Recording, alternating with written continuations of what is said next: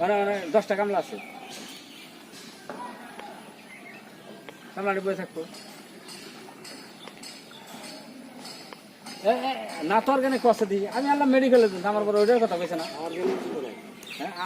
তোর কেন কয় না বলে মানে হামর মাছ তুলতেও আমার কেন সৃষ্টি মনে